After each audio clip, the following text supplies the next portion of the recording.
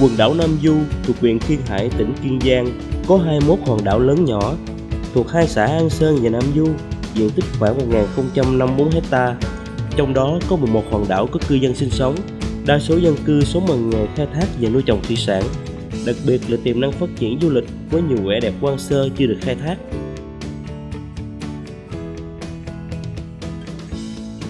Hòn lớn Nam Du hay còn gọi là hòn Củ Tron là đảo lớn nhất trong quần đảo Nam Du.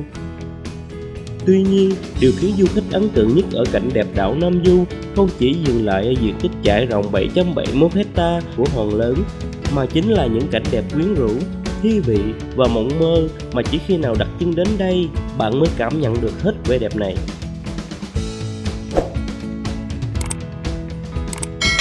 Về tên gọi của hòn Củ Tron, qua lời kể của cư dân địa phương cũng như nhiều sử cũ ghi lại, hầu hết đều xoay quanh cuộc tháo chạy của chúa Nguyễn Ánh, sau là vua Gia Long. Đó là những năm cuối thế kỷ 17, khi quân Tây Sơn bất ngờ tấn công thành Gia Định, chúa Nguyễn Ánh chạy không kịp mang theo lương thực, nên khi đến một hòn đảo, binh lính nhanh chóng lâm cảnh đói khát. Ông ra lệnh cho quân sĩ lên núi tìm cây trái có thể ăn được để cứu đói, chờ tiếp tế từ đất liền. Quân lính tìm được loại dây leo có củ nằm sát đất, củ nhỏ nhất cũng bằng nắm tay, củ to bằng cái dĩa lớn. Họ đem nướng hay luộc thử ăn thì thấy ngon, không độc tố. Vậy là loài củ gừng ấy đã cứu chúa Nguyễn và tùy tùng. Họ tháo nhau đi tìm mà chẳng biết tên gọi, chỉ biết chỉ dẫn là củ tròn tròn, sao gọi là củ tròn. Sau khi lên ngôi, biết ơn loài cây đã nuôi sống mình thổi đói khổ, Nguyễn Ánh ra chiếu dụ đặt tên cho đảo là Củ Tròn, lâu ngày gọi chạy thành Củ Tron. Đứng trên đài kiểm báo ở đỉnh hòn lớn với độ cao gần 300m, xem từng chiếc hòn với vị trí và tên của nó mà bản giai thoại nhân gian thường gọi. Hòn máu đâm thấu đô nai quay sang bờ đập tấp lại hòn lò mò đến hòn ngang tạt sang hòn đụng cụng vào hòn dầu nằm chầu bỏ áo tháo ngược hòn ong dông đến hòn dâm đâm thẳng hòn tre te đến hòn móc xốc lại hòn nhàn tràn thẳng hòn hàng hoàng cổ ba hòn nòm chồng đại lên hòn khô vô bãi chệch lết lên hòn lớn.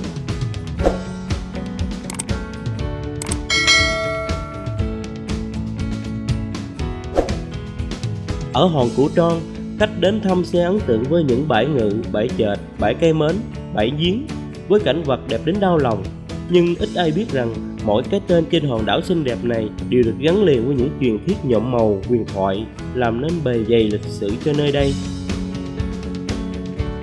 Đầu tiên là bãi chệch, nơi có bến tàu đón khách du lịch đến thăm đảo.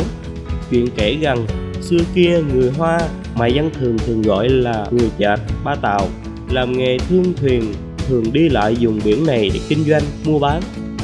Thuở xưa, nạn cướp biển hoành hành, một hôm chúng giết sạch một nhóm thương buôn người Hoa để cướp tài sản, xác người trôi vào bãi ở hòn Củ Tron, nên người trong làng gọi bãi này là bãi chệch. Nằm ở phía đông bắc của hòn Củ Tron là bãi Cù Dậy, hay còn gọi là Mũi Đá Lở. Thuở xưa, nơi đây từng xảy ra một trận mưa giông đến 3 ngày 3 đêm chưa dứt. Đêm cuối cùng, trời đất cuồng phong, sấm rền đất dậy như nổ tung. Rồi từ một mũi đất, một cột khói từ lòng đất bay thẳng lên không trung, mình uốn lượn như rồng bay, rồi trời quang mây tạnh. Sáng hôm sau, nơi đây có một mảng đá lở lớn, nên bà con gọi nơi đây là Mũi Đá Lở. Nhưng cũng có người lý giải cột khói đen ấy chính là con cù đắc đạo, hóa rồng bay về thiên nhang. Bà con tin rằng sẽ được nhiều may mắn, nên gọi đó là bãi Cù Dậy. Tương truyền trên đường qua Xiêm, vua Gia Long đã dừng lại nơi đây, nên khu vực này có tên là bãi Ngự. Mùa khô, bãi này vẫn đầy đủ nước ngọt, trong khi các khu vực khác thiếu nước trầm trọng. Tại đây vẫn còn một cái giếng luôn đầy nước.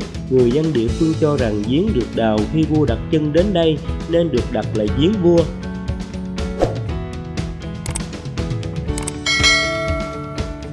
Bãi Cây Mến, hay còn gọi là bãi ông già, là do mọi người thấy một ông già cằn mẫn khai phá, trồng dừa, khai hoang nên gọi vậy.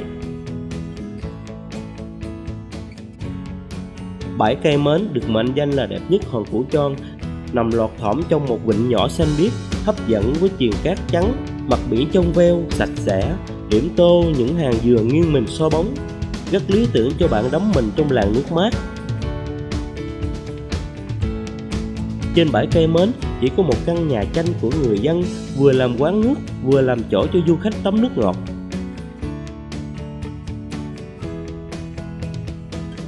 Ngoài ra, dân Phượt chắc chắn sẽ bị hấp dẫn bởi con đường chải nhựa từ thời Pháp thuộc khá nổi bật, kéo dài 2,6 km dẫn từ trung tâm đảo lên đài kiểm báo cao 300 m. Đứng tại nơi đây, bạn hoàn toàn có thể thỏa sức ngắm nhìn biển cả trong vắt và tranh thủ sống ảo bằng một vài tấm hình thực chất.